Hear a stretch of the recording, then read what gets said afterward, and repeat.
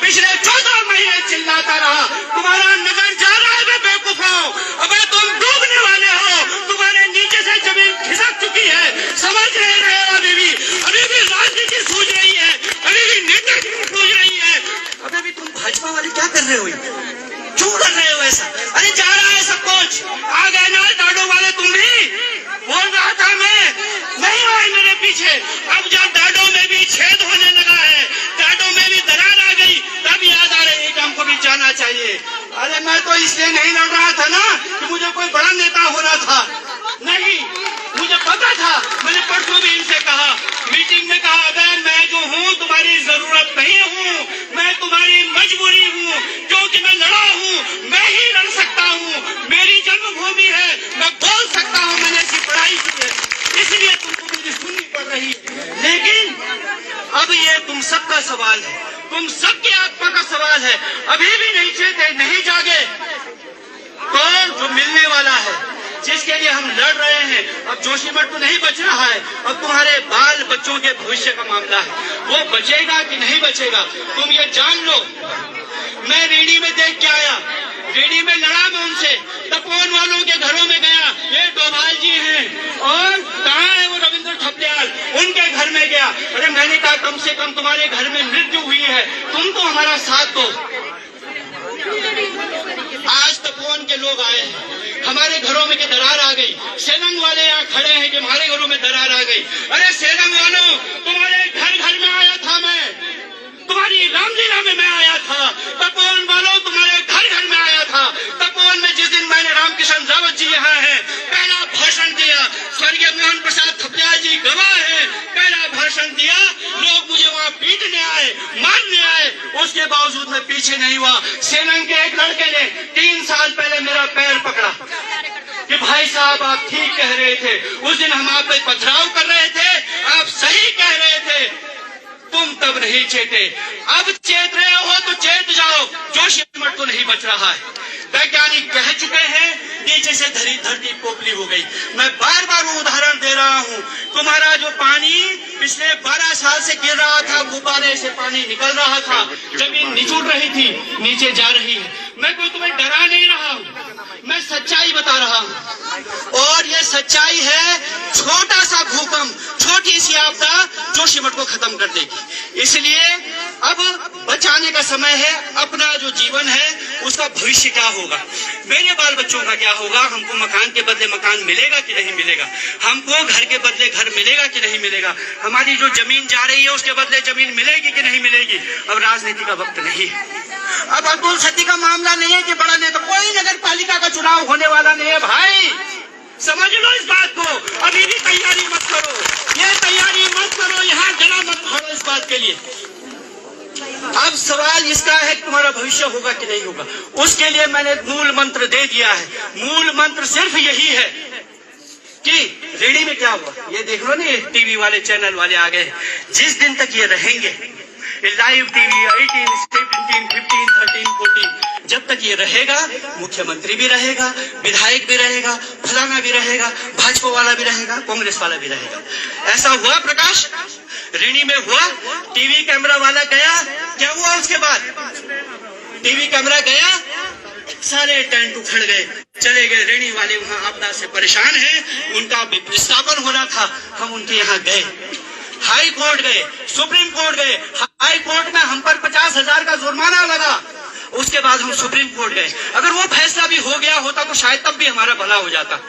2010 में हमने समझौता करवाया, आपके घर मकानों का बीमा का जो है समझौता था हमारे पास, हम उसे लागू नहीं करवा पाए। क्यों नहीं करवा पाए?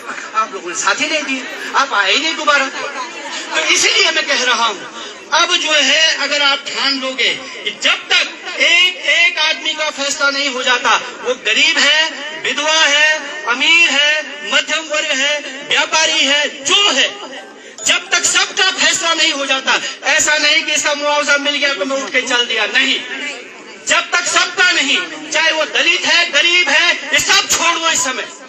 इसलिए जब तक सबका फैसला नहीं हो जाता, हम ये धरती नहीं छोड़ेंगे, हम ये जगह खाली नहीं करेंगे। ये एक संकल्प जब लोगे, जब तुम ये मान लोगे, तब जा करके तुम अपने आप को, अपने बच्चों के भविष्य को बचा सकते हो। हमने कल की मीटिंग तुमको लाइव दिखा दी है, सबने देखी हो, इसलिए कोई ये न कहे कि मुझे नहीं पता है।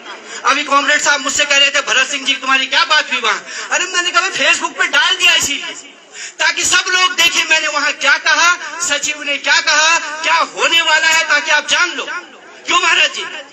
हुई बात, इसीलिए डाला वीडियो, इसलिए डाला। आपने भी ब्रीफ किया अपने महाराज जी को, अभी मुक्तेश्वरानंद जी को जो यहाँ भोजन वगैरह की व्यवस्था भी कर रहे हैं, वो भी लगातार बोल रहे हैं। मैं तो नहीं जाता था आपके मठ में, लेकिन मैं उसके पे जा रहा हूँ, बोल रहा हूँ, इसलिए कि ये सब अब विभेदों का समय खत्म हो गया है।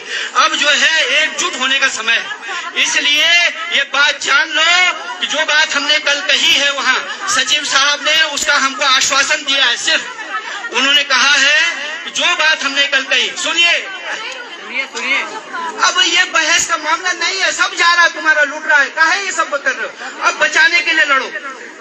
हमने जो कहा है, क्या कहा है?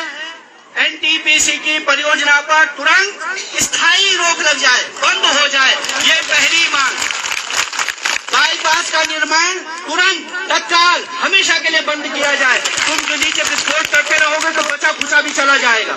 नंबर 3, एनटीपीसी के साथ जो हमारा आपका समझौता है 2010 का, जिसमें एनटीपीसी ने कहा था कि हमारे घर, मकान, गौशाला सबका बीमा करेगा।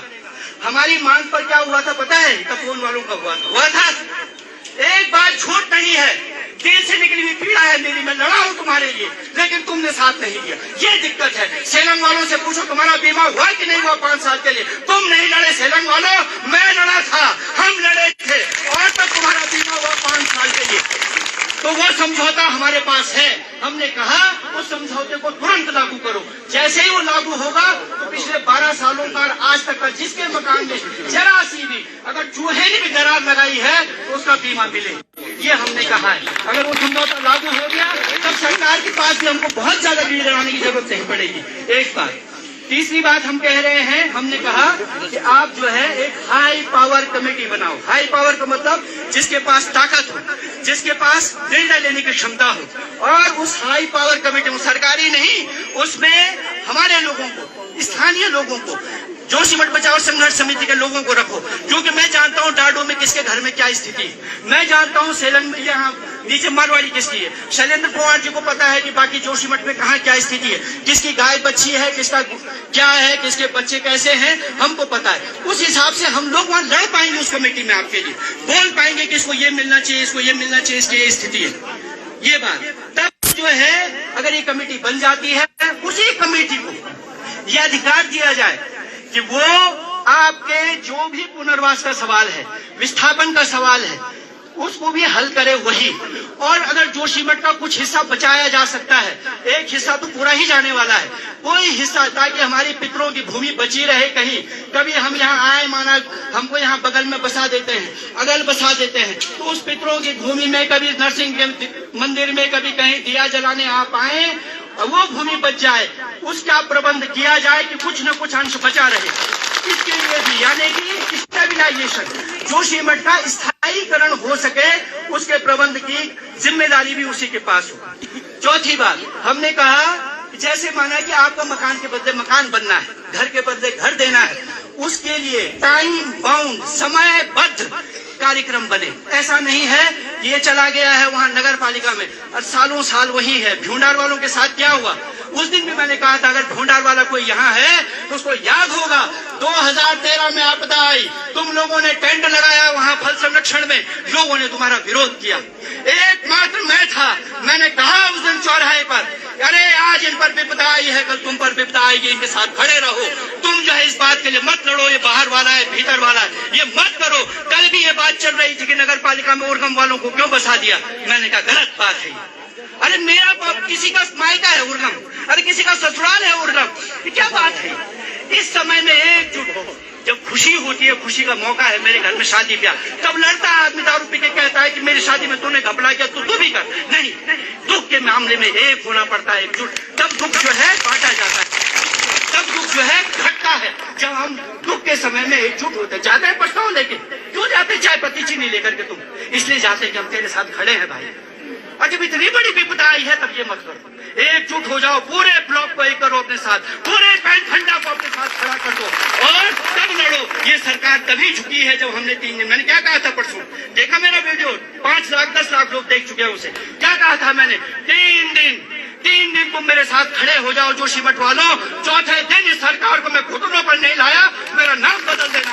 और ले आए हैं, आप ले आए हैं और हम ले आएंगे घुटनों पर, लेकिन आपका साथ चाहिए। आप वो साथ दीजिए और जो हम कह रहे हैं वो सब हो के रहेगा, होना है उसमें, लेकिन केवल एकजुट एकता अपनी बनाओ। ये आपस में द्वंद मत करो, ये अलग अलग झंडा मत खड़ा करो।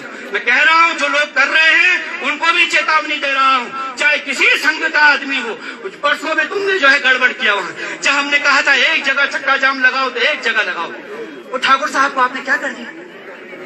अरे चाहे तुम कुछ भी करो, माइक कोई भी पकड़ ले, नेता मुझे को माना जाएगा, बंद मैं ही होऊंगा, मेरे ऊपर हत्या लग जाएगी किसी की। बोला था मैंने, माइक पकड़ने से नेता नहीं बनते। जो भी आंदोलन है उसमें सबसे उसकी मजबूत बात है इंसानियत, मानवीयता, एक दूसरे के प्रति भावना, उससे आंदोलन मजबूत होता है, झगड़ा करने से नहीं, विद्वेष फैलाने से नहीं। आंदोलन का मतलब नहीं अराजकता, कुछ भी बोल दो कहीं, आग लगा दूंगा फलन। ये शांतिपूर्ण, धैर्य, ठंडा दिमाग, मैं चाहे कितना भी चिल्ला रहा हूँ लेकिन मेरा दिमाग शांत रहे, तो वो उस शांति से, धैर्य से, जितना दुख की घड़ी हो उसमें उतना धैर्य की जरूरत है। तो इसलिए धैर्य के साथ, एकजुटता के साथ, शांति के साथ लड़ना है और आपस में कैसी एकता बनी इसको बनाना है। अभी मुख्यमंत्री आ रहे हैं, ठीक है, यहाँ आएंगे नहीं आएंगे मैं नहीं कह रहा हूँ, हमने तो चाहा, हम उनसे अपील कर रहे हैं वो यहाँ आए, हमारा ये कहना है कि उनको यहाँ आना चाहिए। लेकिन एक मिनट आपकी सुन लूंगा मैं भी, मैंने सुन ली, बहुत लोगों ने, रोहित ने बता दिया मुझे, तो जो है अगर वो यहाँ आते तो अच्छा है, लेकिन उन्होंने हमसे कहा 5 नाम 7 नाम, हमने कहा आप तय करो, हम नहीं तय करते, तुम ही तय करो 7 नाम। तो 7 को मिलेंगे 5 मिलेंगे पता नहीं, वो 5 नाम तय हो गए। उसमें संघर्ष समिति के लोग हैं, उसमें व्यापार संघ के लोगों को भी कहा है, भाजपा के लोग भी हैं, ऋषि प्रसाद जी भी हैं, ये 5-6 लोग तय हुए हैं। ये लोग जाएंगे मुख्यमंत्री से, मैं कहूंगा कि साहब पहले तो जो हमारा कल बात हुई है उसको आप मान जाइए, अब पिछली पुरानी सब बातों को भूल जाइए कि मैंने ऐसा बोला था तो सजने की काला झंडा दिखाऊंगा, हो गई वो बात, चली। अब वो बात नहीं, अब जो है बात, क्योंकि मैं इसीलिए कहा था काला झंडा भी कि मैं लोगों की सुनेगा तो मैं अपनी बात रख दूंगा कि जोशीमठ डूब रहा है, बट नहीं हुआ तो नहीं हुआ, वो बात चली गई। अब नई बात है, हम दुख के समय में है, हम आपसे प्रार्थना करने आए कि जो हमारा ये विस्थापन, पुनर्वास, तात्कालिक जो हमने कहा है, इनको आप मान जाइए और जाकर के इसकी घोषणा जनता के बीच में कीजिए, जनता ताली बजाएगी। और अगर आप ऐसा नहीं करते हैं तो आप यहीं पे कहिए, हम जनता को जाके बता देते हैं कि आप मान गए। और आप नहीं मान रहे हैं तो आप जानिए कि आंदोलन उग्रतर और उग्रतर होने जा रहा है, ये भी हम कहेंगे। तो यही मैं कहने आया था, आप लोगों के प्रतिनिधि होकर के हम वहाँ जा रहे हैं, आपकी पीड़ा, आपका दर्द, आपका दुख, आपकी जो इच्छा है, आपको जो मिलना चाहिए उसको हम बोलेंगे, माना जाएगा बहुत अच्छा, और नहीं माना जाएगा तो सड़क पे तुम आ ही गए हो, तो ये सड़क हमने छोड़नी नहीं है, यही बात कहने आया हूँ। धन्यवाद, इनकलाब जिंदाबाद।